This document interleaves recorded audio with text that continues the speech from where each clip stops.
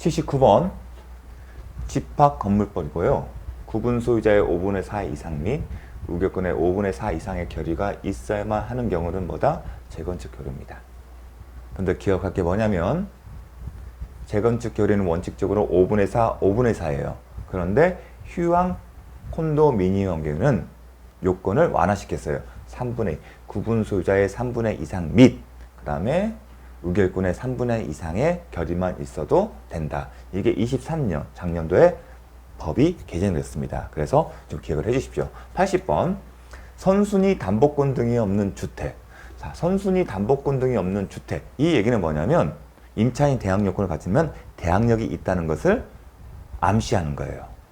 우리가 저번 시간에 봤던 경우에는 저당권이 있는 부동산에 대해서 주택에 대해서 임차권 설정했잖아요. 그 경우에는 대항력이 없습니다. 대항력이 없으면 낙찰자 그리고 대항력 유무를 따지는 경우는 크게 주택 임대차는 대항력을 갖춘 이후에 매매로 넘어갔다. 그럼 양수이라는 표현이 나오고 그때는 쟁점이 뭐죠? 임대인의 지위를 승계한다. 임대인의 지위를 승계한다는 의미가 뭔지를 알겠죠.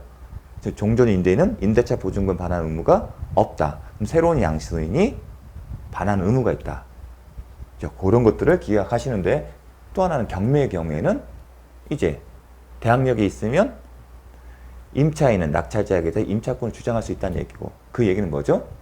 낙찰자는 임대인에게 계약 기간만큼 임차권을 인정해야 하고 그리고 계약 기간이 끝나면 보증금을 돌려줄 의무가 있다는 겁니다. 자, 주택에 대해 대항 요건과 확정일자다. 그러면 무슨 얘기다? 확정일자면 항상 우선 변제적 효력이 있다. 기억을 하십시오. 따라서 다른 우선 변제 효력을 갖고 있는 사람, 예컨대 저당권자죠. 그런 사람 사이의 배당 순서는 시간적 순서로 정한다. 근데 아무도 없잖아요. 그럼 이 사람이 1순위가 되겠죠. 임차권은 간한 설명을 틀린 것은 임차권은 상속인에게 상속될 수가 있습니다. 재산이기 때문에 임차인의 우선 변제권은 대지의 환가, 주택뿐만 아니라 그 주택의 기초가 되는 대지의 환가 대금에도 미친다.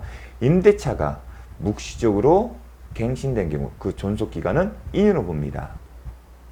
2년으로 된다는 거. 4번 임차인이 경매 절차에서 자 포인트는 임차인이 경매 절차에서 해당 주택의 소유권을 취득한 경우 임대인에 대하여 보증금 반환을 청구할 수 있다. 자 무슨 얘기냐면 잠시 보겠습니다. 임대인이 있고요. 임차인이 있어요. 그런데 지금 선순위 담보권 등이 없다는 표현이 뭐였죠? 이 사람이 대항력이 있다는 얘기예요. 대항력이 있다는 겁니다. 그런데 소유자가 바뀌었습니다. 양도가 아니라 법률에 된 매매와 같은 원인이 아니라 뭐예요? 경매 절차에서 낙찰을 받았어요. 낙찰을. 그러면 우리가 알고 있는 지식은 뭐죠? 대항력에 있는 경우 낙찰자가 임대인의 지위를 승계한다. 그 얘기는 뭐죠? 낙찰자에게 임차인에게 누구한테? 임차인에게 임대차 보증금을 반환할 의무가 있다. 대신에 임대인, 종전 임대인은 벗어난다. 그게 배웠던 내용입니다. 그런데 지금 사안은 뭐죠? 이 낙찰자가 누구냐면 임차인인 경우예요. 그래서 혼동이 될 수 있는데 설사 낙찰자가 임차인이라 하더라도 종전의 내용이 그대로 적용됩니다. 즉 낙찰자인 임차인이 임대인의 지위를 승계를 합니다. 그 의미가 뭐죠? 임차인이 임대차 보증금을 반환할 의무가 있어요. 대신에 종전 임대인은 반환할 의무가 없어요. 그대로 가는 겁니다. 설사 낙찰자가 임차인이어도. 지금까지는 제3자를 전제로 했어요. 한번 언급했습니다. 그러면 임차인은 종전의 임대에 대해서 반환을 청구할 수 없다는, 근데 지문에서는 할 수 있다고 해요. 그래서 틀린 지문입니다. 대신에 또 하나 기억할 게 뭐냐면, 그럼 임차인이 임대인의 지위를 승계했다는 얘기는 임차인이 임대차 보증금 반환 의무가 있어요. 그러면 어떻게 되냐? 지금 이 임차인은 이 주에서 채권 있죠. 보증금 반환 채권. 그런데 그 채무는 또 갖고 있어요. 즉 동일인에게 뭐가 있죠? 채권과 채무가 기속되는 거예요. 즉 채권자와 채무자가 같다는 거예요. 그러면 어떻게 된다? 혼동이 된다. 혼동이 되면 이 채권, 임대차 보증금 채권은 소멸한다. 채권은 소멸한다. 혼동은 채권의 소멸 사유예요. 그래서 좀 알아두실 게 뭐냐면 임차인의 임대차 보증금 채권은 혼동에 의해서 소멸된다. 그거까지 기억을 해 주십시오.